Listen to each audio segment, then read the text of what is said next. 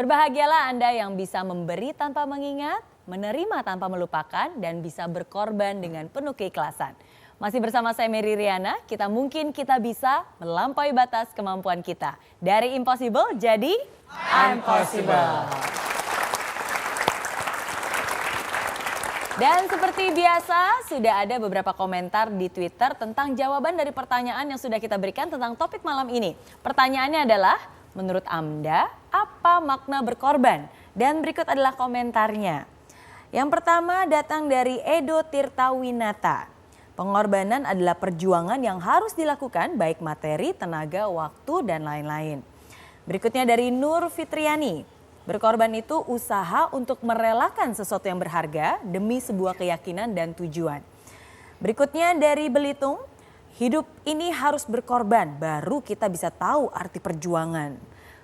Berikutnya dari Elisa, berkorban ibarat jembatan menuju tempat tujuan. Dan yang terakhir dari Ogi Herdin, berkorban adalah merelakan sesuatu yang bernilai tinggi dengan tujuan untuk mencapai hasil yang lebih baik lagi ke depan.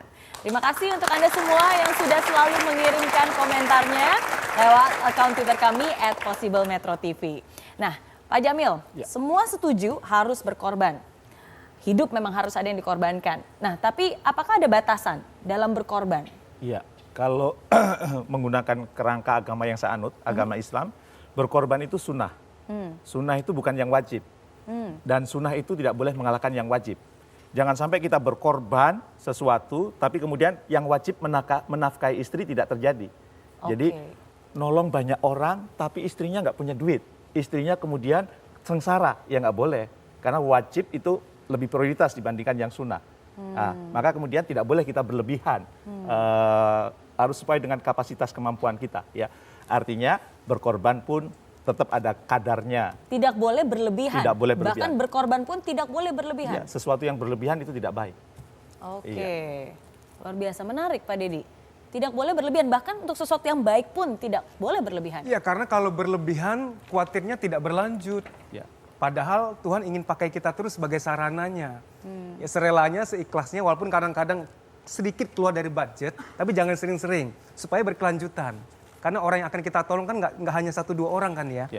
Kita ada di dunia ini dengan sebuah amanah bahwa segera banyak orang akan teringankan bebannya oleh kita. Dan kalau menurut saya sebenarnya Tuhan tidak butuh hartanya kita. Tuhan kaya raya, wong punya segalanya kok. Hanya saja cintanya Tuhan kepada manusia yang lain, lalu Tuhan percaya pada kita untuk menyalurkannya. Jadi berbahagialah kita yang mendapat kepercayaan. Nah, supaya kepercayaan ini terus menerus, maka waktu berkorban biar langgeng yang seikhlasnya gitu ya, supaya terus menerus bisa bermanfaat bagi orang lain. Karena itu tadi ya, karena ingat berkorban itu lestari, kita juga nggak akan kekurangan karena berkorban itu bisa membuat bahagia ya. Dan yang ketiga karena berkorban itu membuat kita juga berlimpah ya. Oke, nah saya yakin kita juga sudah berlimpah pertanyaan nih malam ini ya. Siapa dari Anda yang ingin bertanya tentang topik kita? Berkorban itu keren. Oke, ya silakan. Bapak yang memakai kaos ya, namanya siapa? Assalamualaikum warahmatullahi wabarakatuh. Assalamualaikum. Selamat malam nih, selamat malam Pak Dedi dan juga Pak Jamil. Saya termasuk tipikal anak remaja di era sekarang yang mungkin ketika saya sudah sayang dengan seseorang, saya mungkin akan mengorbankan seluruh waktu saya, mungkin bahkan pekerjaan. Yang mau saya tanyakan di sini, Miss, kita kan harus take and give katanya. Iya. Tapi realize-nya dalam perjalanan cinta saya itu, I only be a giver.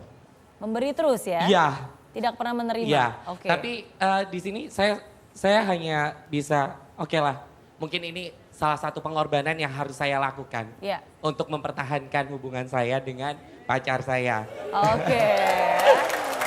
Oke, jadi pertanyaannya apa nih yang mau ditanyakan? Masa iya selamanya kita harus berkorban terus? Pak Dedi silakan. Berkorban dalam urusan percintaan. Bagaimana? Terus memberi tapi merasa tidak menerima. Ya, dalam konteks percintaan kita harus yakin dulu bahwa dia memang jodoh kita. Mas cukup yakin nggak bahwa dia jodoh Anda? Insya Allah yakin. Dia yakin. Jangan sampai beda keyakinan, Anda yakin dia enggak gitu loh. Bisa jadi. Karena ada yang Anda yakin dia jodoh Anda, tapi dia nggak yakin, dia hanya memanfaatkan. Mungkin hanya jadi ojek gitu kan, diantar. Oke, jadi kita perlu make sure dulu, memastikan bahwa dia memang adalah jodoh saya. Agar jangan sampai rezeki Anda sudah terlanjur tumpah banyak ke dia, padahal jodoh Anda yang sesungguhnya itu bukan dia. Sayang jadinya gitu loh. Nah, soal mengukur bahwa dia memang adalah jodoh Anda atau bukan, saya nggak bisa turut terlibat karena Anda yang benar-benar bisa peka gitu ya. Jadi, kalau bisa cinta jangan terlalu buta juga gitu. Dianalisa juga. Cari teman yang lagi logis untuk bantu kita evaluasi. Dia itu emang cinta atau morotin gitu loh. Ya. Karena kalau Anda lagi cinta, logika Anda off. Kalau katakan cinta itu buta, yang buta itu logikanya sebenarnya. Ya, biasanya penyesalan ketika sudah putus karena logika nyala lagi. Oh ya, kenapa gue kasih ke dia itu ya gitu kemarin ya. Nah, makanya supaya nanti juga gampang move on, maka selama PDKT memang jangan berkorban terlalu banyak dulu. Berkorbanlah ketika sudah sah. Gitu ya Pak Jamil ya. Itu baru berkorban yang diridhoi gitu. Oke. Itu bisa di-highlight ya, berkorbanlah ketika sudah sah ya. Jadi kalau belum sah ya mungkin dipikir-pikir dulu. Oke.